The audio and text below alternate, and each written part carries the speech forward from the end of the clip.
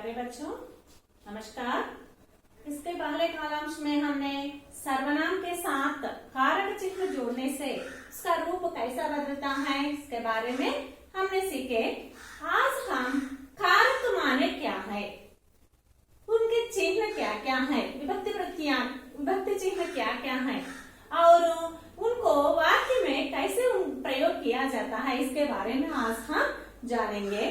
कारक का अर्थ क्या है? कारक माने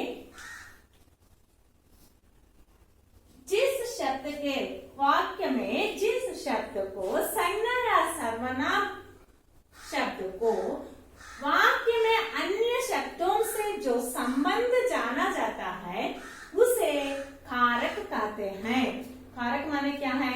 దాని వాక్యంలో ఒక సంజ్ఞ లేదా సర్వనామానికి ఏ శబ్దం అయితే ఆ వాక్యంలో మిగతా శబ్దానికి వాటికి మధ్య ఉండేటువంటి ఆ సంబంధాన్ని తెలుపుతుందో వాటినే कारक అంటాం। ఇవి లేకుండా అసలు మనం कारक చిహ్నాలను ప్రయోగించకుండా మనం సెంటెన్స్ రాయలేము। అది लिखने में या पढ़ने में भी बहुत अच्छी नहीं लगता है। फॉर एग्जाम्पल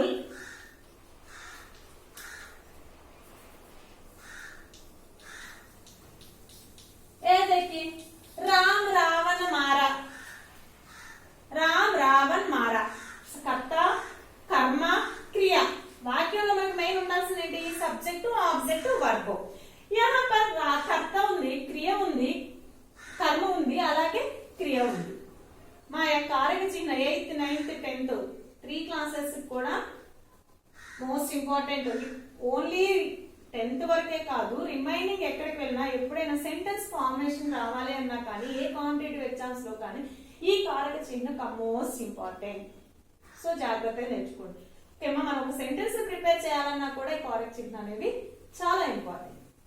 సో మనకి వాక్య నిర్మాణం చేయాలి అంటే ఏం కావాలి? సబ్జెక్ట్ ఉండాలి, ఆబ్జెక్ట్ ఉండాలి, వర్బ్ ఉండాలి। ఆ మూడింటిని పక్క పక్కన పెడితే మనకు సెంటెన్స్ వచ్చేస్తుందా? కాదు కదా। సో వాడి చూడండి, राम रावण मारा, पढ़ने में अच्छा लगता है, చదవడానికి ఏదైనా బాగుందా? राम रावण मारा। इसके स्थान पर कर्ता के साथ ने, कर्म के साथ को लिखने से अब देखिए, राम ने रावण को मारा, यह सेंटेंस कैसा है? और राम रावण मारा कैसा है? अंतर है ना। సో వాక్య నిర్మాణంలో ఈ కారక చిహ్నాలకి చాలా ప్రాముఖ్యత ఉంది। ఆ కారక చిహ్నాలు మనం ఏది ఎక్కడ యూజ్ చేయాలి? మొత్తం విభక్తి ప్రత్యయాలు కారకాలు ఎన్ని అంటే 8। कारक पे कितने भेद है? 8 भेद है। कारक के कितने भेद है? 8 भेद है। फर्स्ट वन कर्ता कारक, फर्स्ट वन कर्ता कारक, इसकी विभक्ति ने, कारक चिन्ह ने। सेकंड कर्म कारक, कारक चिन्ह को। करण कारक से, के द्वारा। संप्रदान कारक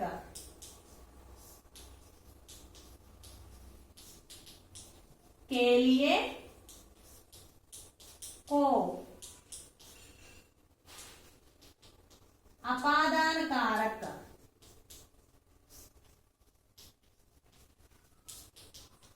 से।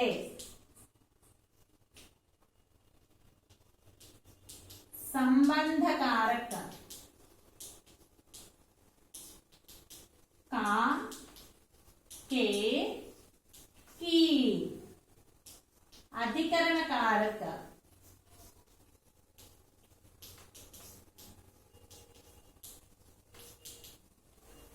में, पर। लास्ट वन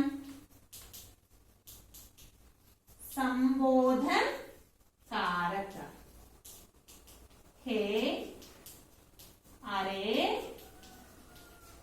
अजी, ये कारक। बस कर्ता कारक ने, विभक्ति प्रत्यय ने। कर्म कारक प्रत्यय को। करण कारक विभक्ति प्रत्यय से या के द्वारा। संप्रदान कारक के लिए को, अपादान कारक से, संबंध कारक का, के, की, अधिकरण कारक में, पर, संबोधन कारक है, अरे, असी। अब देखिए कर्ता कारक ने, इसका प्रयोग कर्ता के लिए प्रयोग किया जाता है। यह काम किसने किया, काम करने वाले को क्या कहते हैं, कर्ता कहते हैं। पानी जैसे वाले में सब्जेक्ट है ना, अपन वर्ब जैसे नहीं सब्जेक्ट, सो कर्ता। यस, कर्ता को सूचित करता है। कर्ता कारक ने कर्ता को सूचित करता है और हमेशा कर्ता के साथ रहता है। कर्ता कारक ने हमेशा कर्ता के साथ रहता है और कर्ता को సూచిత करता है। కర్తను సూచిస్తూ ఉంటుంది, ఎప్పుడు కూడా కర్తతో పాటే ఉంటుంది। कर्ता कारक ने, कर्ता कारक ने यह हमेशा कर्ता के साथ रहता है और कर्ता को सूचित करता है। किसने, इसके अर्थ में इसका प्रयोग किया जाता है। किसने, फॉर एग्जाम्पल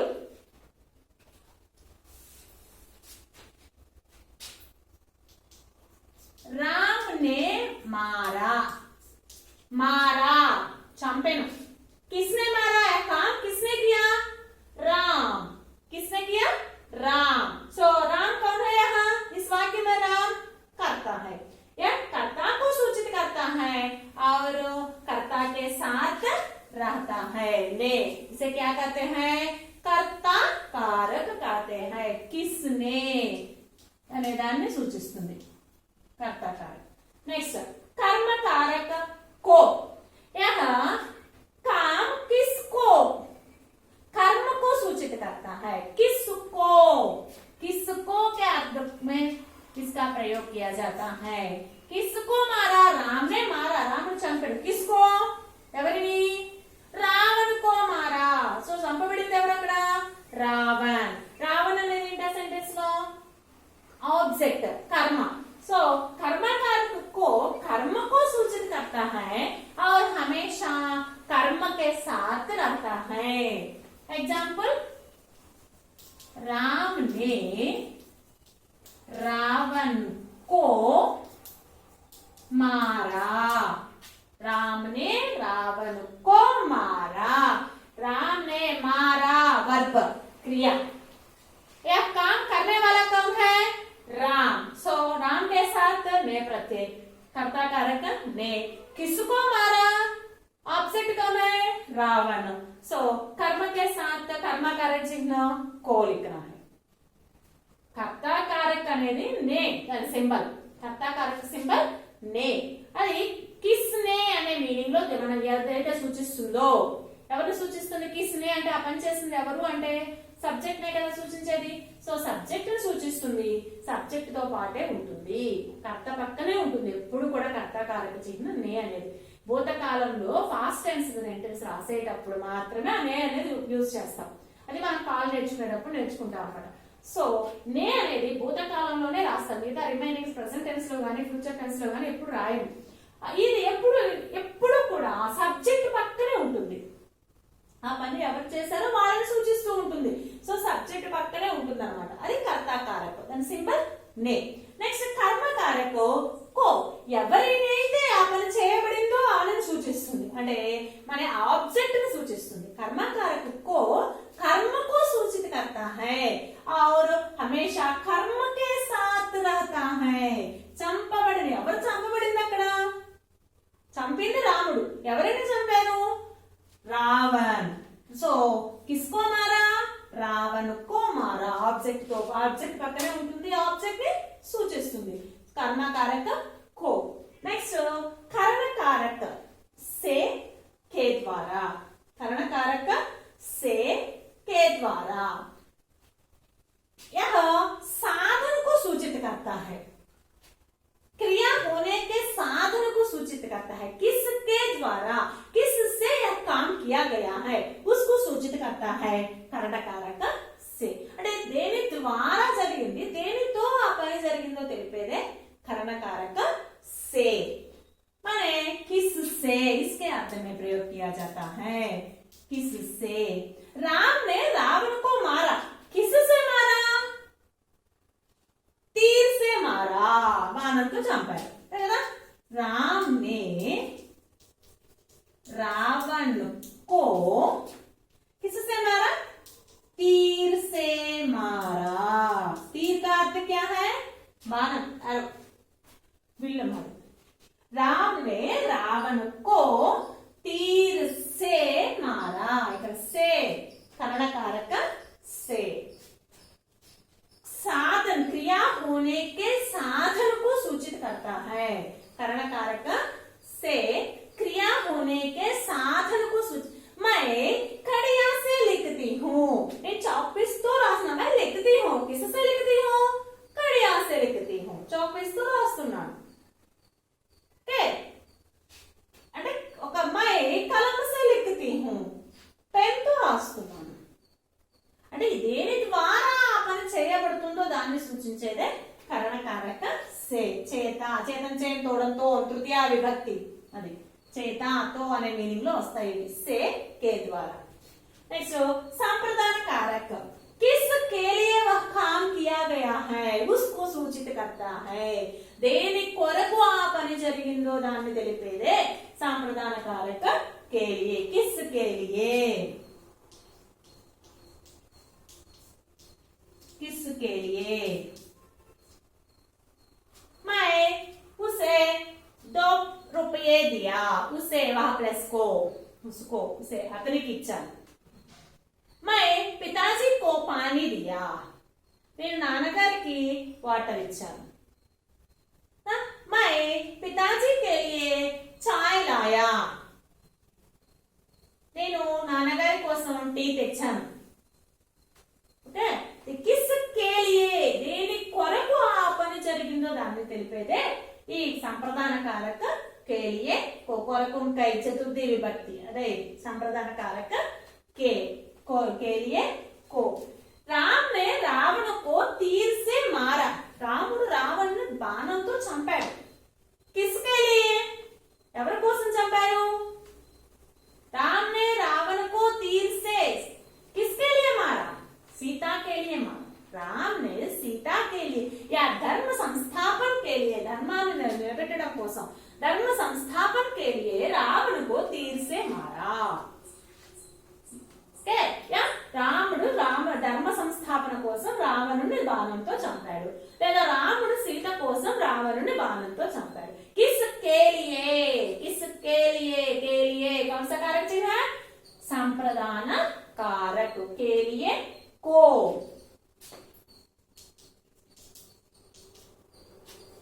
राम ने धर्म संस्थापन के लिए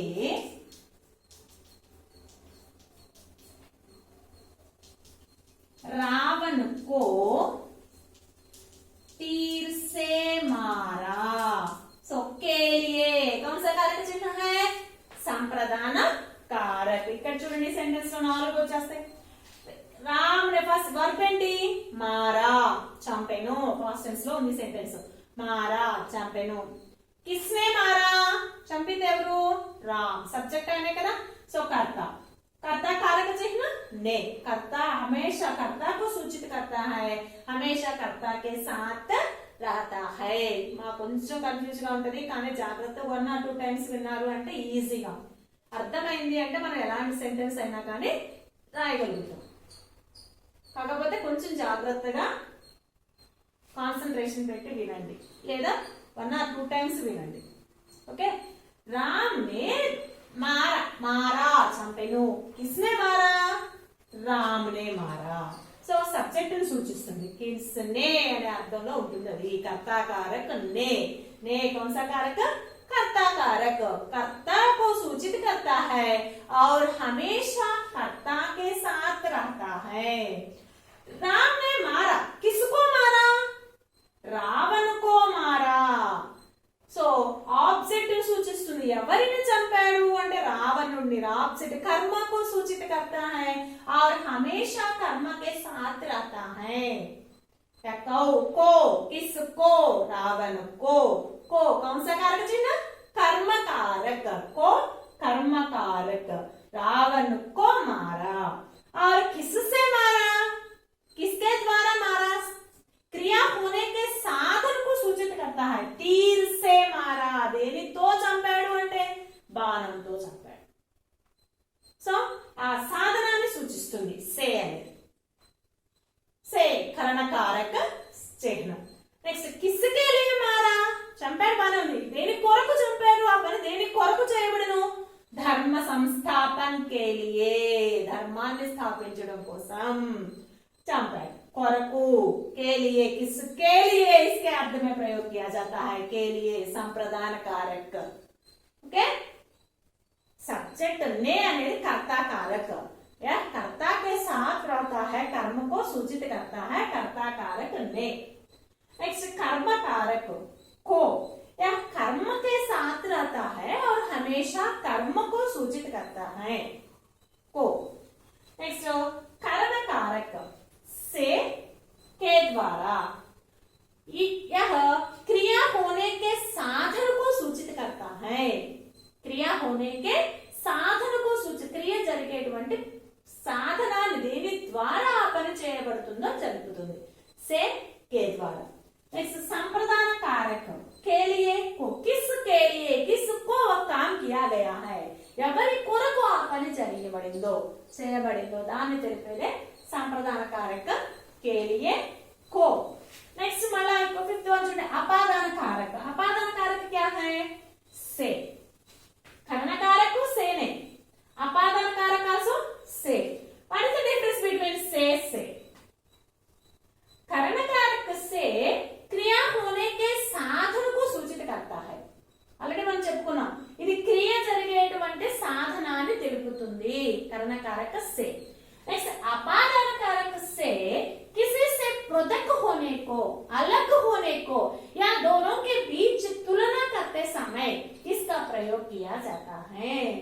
అపాదాన కారక से ఎక్కడ యూస్ చేస్తాము అంటే దేని నుండైనా విడిపోవడానికి, అలాగే दोनों के बीच तुलना करते समय, రెండింటి మధ్య పోలిక, రెండింటిని పోల్చేటప్పుడు, దీనికంటే అలా రెండింటి మధ్య పోలిక చెప్పేటప్పుడు ఈ అపాదాన కారక సేని యూజ్ చేస్తాం.